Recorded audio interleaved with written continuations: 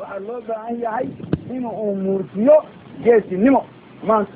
وأنا وحويا ما أنت كما ضمبشتي وين تاريخ دنبان الجلسة انت ضمبشت كذا درادير waxaan maanta insha Allah bismillaah kariim ruu degdeg ayaa imanaysa ruusha degdeg ah gacanta lagu dhig ayaan laga laaban Allahu akbar walillahi alhamd oo ka furis doono waxa arkaysaa masaajiintii oo waajibaadkii awaradii ugu dambeeyay la siin doono iyaga oo qaabkii dagaal iyo qalabkoodii dagaalba ku libisan kuna habaysan iyaga oo u diyaar garoobaya una dhaqaaqaya inay jihadii iyo hawshoodii dagaal ku dhaqaaqaan guutada iminka arkaysaan weli waxa weeye guutada 11aad oo iyada qaybta ugu ballaaran ka qaadanaysa weerarkan ama duulaankan ballaaran ee lagu qaadayo wadanka iyo axbaar fadhiya ciidanka iyaguna waxa arkaysaan infantryga ama oo ku xiriyo warshada kooban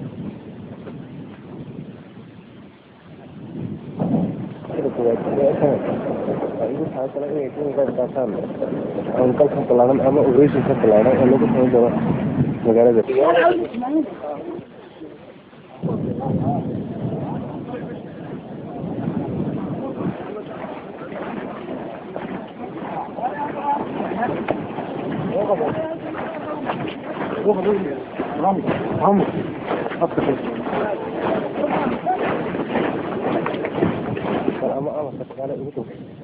waxaad arkaysaan masaajiintii oo baabuurtii saaran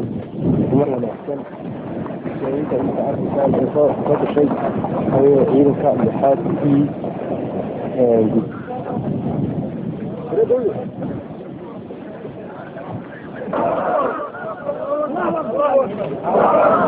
ومجاهدين وين الاشغال في السنه قال لنا اساسين اول خليك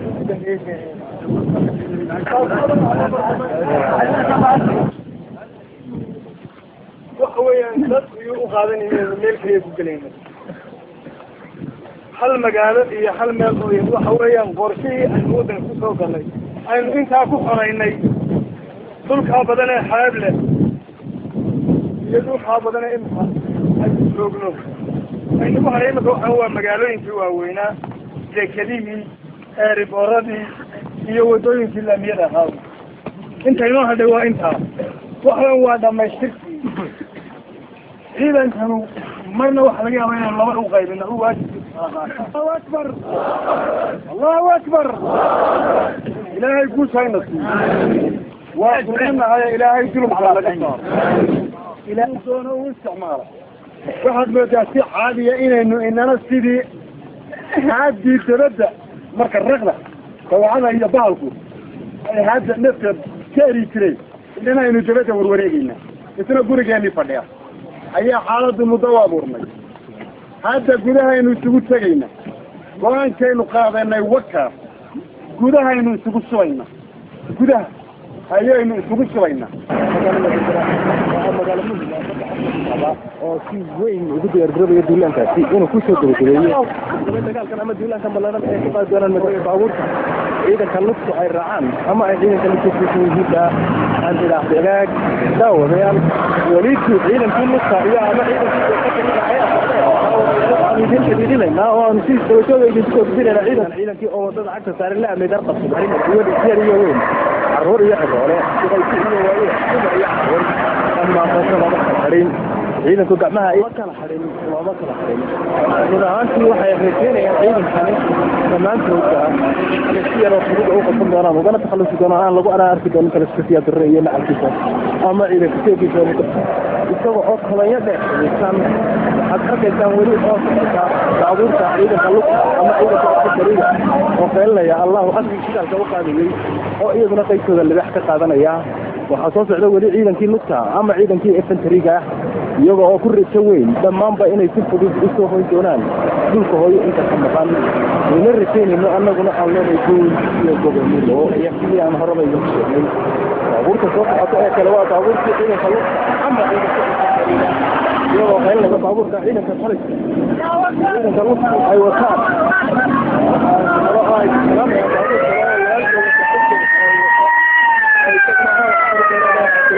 عبد الله من تروى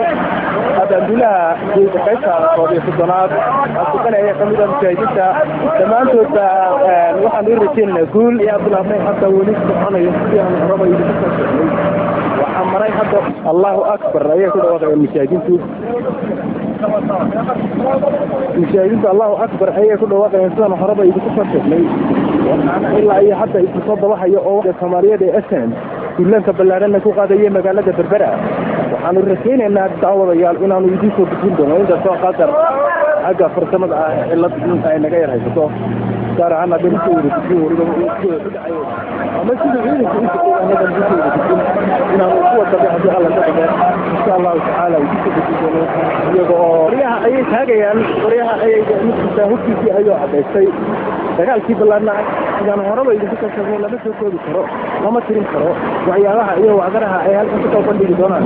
haddii alla ka dhigo waxa saaran qoriga iyo buuyid iyo oo guul weyn oo ballaarin kasoo wayay kana dili tira badan imaka tarafta amalkan waxa lagu soo burtan ciidamada midaysan oo qaado dalka Soomaaliya balaaneedna iyo socda dawadayaal oo tarafta laba dhigo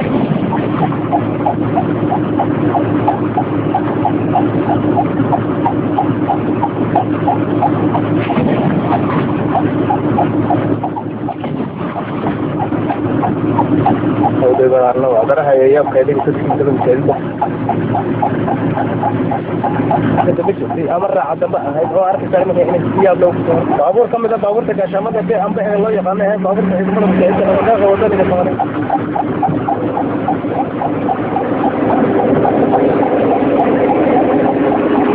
كاشمة هي ولي أحياء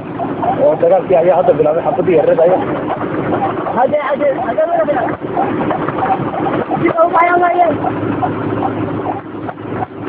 كسان وحاب في ورير isku dhacay baaburku sheegay ku sheegay sanadka siyaad bar ay wateen oo isku dhacay qaar koodna ay dadameen markii ay musaadinti baaxsanaysay xaaqsanaysay erganaysay waxa arkaysan baaburkiisa oo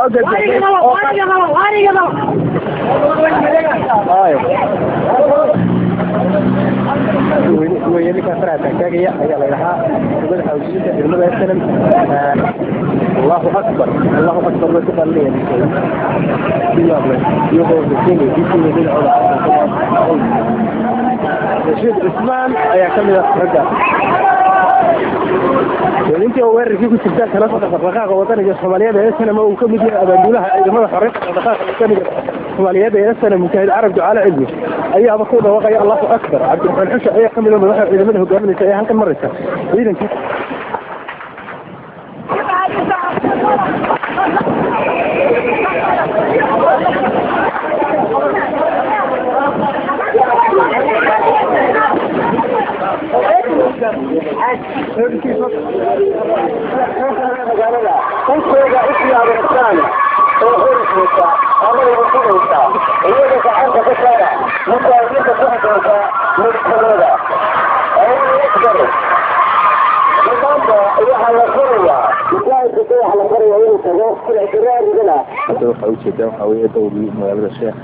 magaalada hudisa way taasi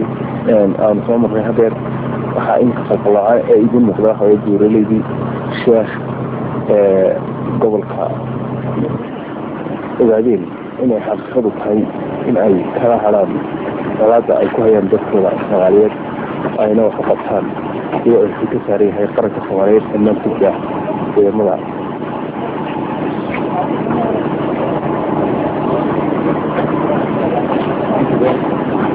halka iminka arkaysa waxa weeye masjidka magaalada Burco ama masjidka Jimcihi magaalada Burco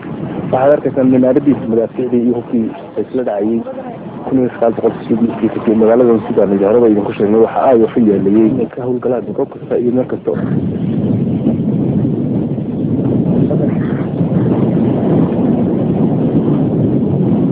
magaalada Burco gudaheeda ee biriishka iminka arkaysaan waxa weeye biriishkii togdheer ee madaafiicda loo yaqaano ADF madaafiicda goobta iyaguna madaafiicda culus oo lagu garaaco meelaha urtakaashamo waxa weeyaan madaafiicda 85 sidaan lagu sheegay waxaana uu yahay ninkaa wadaa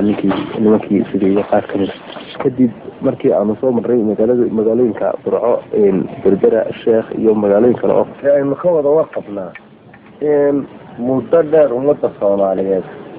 ama ururka SNM iyo ururada kale ee mucaaradkiiba ay soo wadeen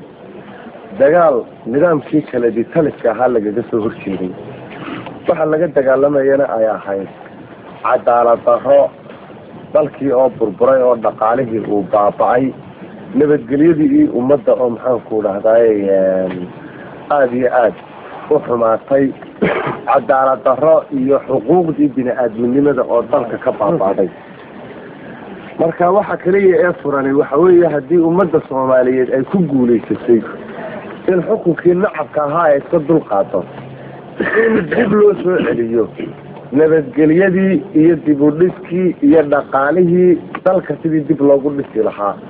ummadda soomaaliyeed waxaan odhan lahaa arrinta ugu horreysay maanta hortaalla waxa weeye nabad ku wada noolaashihii iyada dhexdeeda ahayd inuu soo noqdo ama idin daawanay ama codkiina u baahan maanta inaa u jeedsa kolba anigu waxaan odhan lahaa maanta waxaa dhammaaday isqabsigii iyo eedayntii waxaa dhammaaday tuhunkii maanta cid aynu wax saaraynaa ma jirto maanta waxaa bilaabatay hawl hor leh oo ah waddankaas burburay iyo dhulkaas dhaqaale ahaan burburay dhaqan ahaanna aada yaabto markii la qaxooti noqday in hawadii iyo dastuurtii iyo aadaabtii dadka ay yar fakatay sidii dib loogu soo celin lahaa ee dadka shahada loo tusi lahaa ee wax loo wada qabsan lahaa ee caradatan dib loogu dhisi lahaa iyadoo ay gacmo wada jira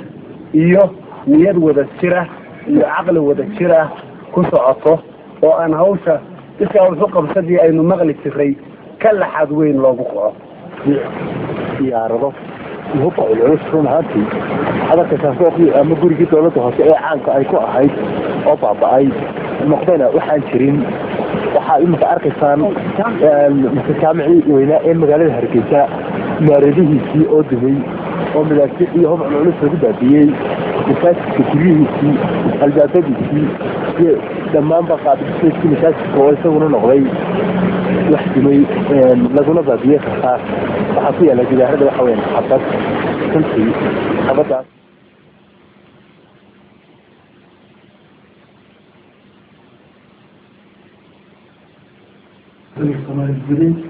الصوماليين كودي نظام ديكتاتوري هذا محمد سيد طاهر أمة الصوماليين السبعيين السعوديين المصير أو ربحنا السيسي ستة كانوا تاريخ أهم فهمان مرحلتها قناة الصومالي والله كنت هذاك ديال كانوا مرحلة بضم أي صومالي واحد من ديال كانوا مراحل فيه وهريي وصومالي waxaa ku jirtay